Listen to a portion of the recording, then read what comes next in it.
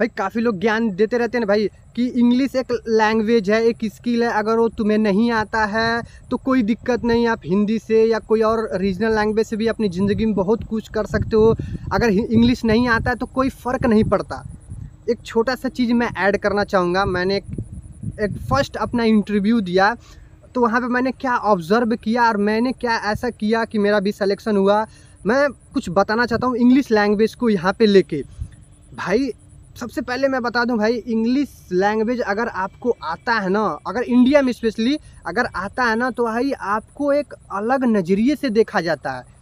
आपके अंदर एक अलग टैलेंट है ऐसा देखा जाता है। देखो मैं भी स्पेशली नहीं मानता हूँ, ऐसा चीज़ मानता हूँ कि भाई एक लैंग्वेज तो एक मीडियम है अपनी चीज़ को एक्सप्रेस करने का। आपको अगर आपको इंग्लिश नहीं आता है तो ज़रूरी थोड़ी है कि आपको नॉलेज भी नहीं आता हो। अभी मैं इससे रिलेटेड एक चीज़ मैं बताने वाला हूँ जो भाई मेरे साथ ऐसा ही हुआ, ठीक है। तो कोई फ़र्क नहीं पड़ता आपको हिंदी या इंग्लिश आए, बस आपको नॉलेज रहना चाहिए। लेकिन यार इंडिया में अगर इंग्लिश आता है ना आपको, तो भाई काफ़ी फ़र्क पड़ता है यहाँ पे। वो कैसे, मैंने देखा मेरे काफ़ी सारे फ्रेंड इंटरव्यू दे रहे थे, सब लोगों ने इंटरव्यू दिया वहाँ पे। कुछ लोगों से जब बाहर आते हैं ना तो पूछो भाई क्या पूछा ऐसे सब पूछ रहे थे। तो जब हम लोग का टर्न आया, 10-15 लोग को एक बार अंदर बुला रहे थे, उसके बाद सामने पूछ रहे थे, मतलब हम लोग बैठे हुए थे। तो कुछ लड़के वहाँ पे कोशिश कर रहे थे, मिक्स लैंग्वेज हिंदी इंग्लिश कई बोल रहे थे, कोई हिंदी भी बोल रहा था, कोई इंग्लिश भी बोल रहा था। तो उसमें काफ़ी लोग कह रहे थे भाई, वो कहने लगा भाई तुझे अगर हिंदी आता है तो हिंदी ही बोल, इंग्लिश पूरा आता है तो इंग्लिश में बोल ले, दोनों को मिक्स मत कर। इस चीज़ के लिए भी इंटरव्यूअर काफ़ी गुस्सा हो रहे थे, मतलब डिस्क्वालीफाई कर दे रहे थे। ये सब छोड़ो, ये सब बात की बात है। मैं अपने पे जाता हूँ, जो मेन चीज़ मैंने ऑब्ज़र्व किया और जो सबसे मुझे अनोखी चीज़ लगा उसके बारे में बताता हूँ।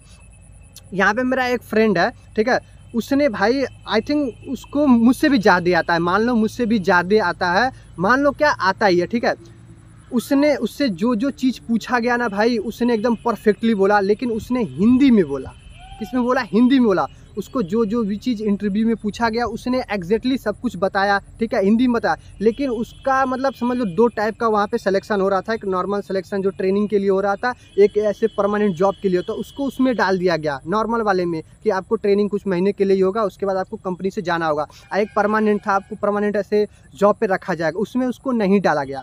उसके बाद भी मैं गया। अब मैं बता रहा हूँ भाई, मैंने यही ऑब्ज़र्व किया कि भाई मेरा दोस्त, इसको सब कुछ आता था, उसने सब बताया, उसने कहा भाई जो पूछा उसने मैंने बताया, फिर भी मुझे उसमें क्यों डाला, मैंने ये ऑब्ज़र्व किया। उसके बाद भी काफ़ी लोग जा रहे थे, हिंदी में बोल रहे थे, हम लोग का मीडियम भी स्पेशली हिंदी है, हिंदी में ही बोल रहे थे, दोनों है लेकिन हिंदी स्पेशली है, हिंदी में बोल रहे थे। उसको उसमें डाल दिया जा रहा था, मतलब परमानेंट वाले में मतलब नहीं डाला जा रहा था, जो अपर लेवल का जो वहाँ पे जॉब प्रोफाइल था, ठीक है। मैं गया वहाँ पे, मैंने सोचा भाई मुझे जितना भी इंग्लिश आता है लेकिन साला इंग्लिश में ही इंटरव्यू दूंगा, हिंदी में इंटरव्यू दूंगा ही नहीं। मैं गया, गुड मॉर्निंग बोला उसको, गुड मॉर्निंग सर। तो उन्होंने मेरा मतलब वो रिज्यूम लिया, सीवी लिया। उसके बाद बोला कि जब मैंने गुड मॉर्निंग बोला तो उन्होंने बोला कि टेल अबाउट यू। तो मैंने अपने बारे में पूरा डिटेल में बोलते गया। तो उसी फ्लो में जैसे मैं बोलते गया, तो जब मैंने अपने इंग्लिश में अपना इंट्रोडक्शन दे दिया, तो भाई अब इंटरव्यूअर है, उसको भी भाई जोश आया, उसने सब कुछ इंग्लिश में पूछना शुरू कर दिया। मैंने भी मतलब फ्लो में बोलते गया, क्या गलत बोला क्या सही, अब वो तो वो जानेगा। मुझे कोई जॉब अब नहीं चाहिए था, ऐसा एसएससी की तैयारी करना, तो मुझे वो जॉब चाहिए भी नहीं था। तो मैंने बोला बोल दो भाई, जो भी होगा देखा जाएगा, मुझे चाहिए भी नहीं, ठीक है। तो मैंने बोलना शुरू कर दिया क्या गलत क्या नहीं सही।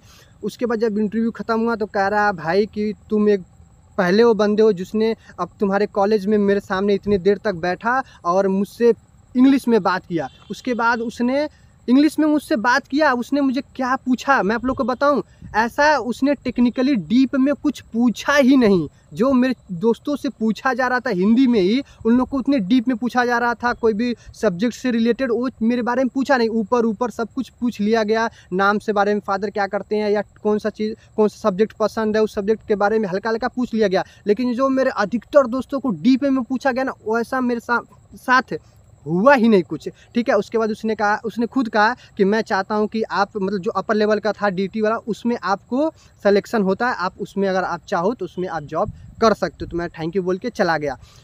तो अब इसका कंक्लूजन यही है, मैं यही बताना चाहता हूं कि भाई देखो, आज इंग्लिश एक ऐसा चीज़ है ना, अगर एक स्किल है जो आपको बहुत एडवांटेज देने वाला, अगर आपको आता है, इफ़ यू नो डैट, तो भाई आपको काफ़ी ज़्यादा फ़र्क पड़ेगा यहाँ पे। अगर आप ऐसे जाओगे ना तो आपका अलग ही पहचान है। अगर 5% नॉलेज कम भी है और वो 5% नॉलेज किसी के पास है, अगर वो आपको इंग्लिश आता है ना, तो उसके वजह से भी आपका 10% आपको वहाँ पे बेनिफिट होगा। तो जिसके पास 5% आपका कम था ना, वो भी अपर हो जाएगा, मतलब 5% प्लस में हो जाएगा, जो आपका माइनस में भी था।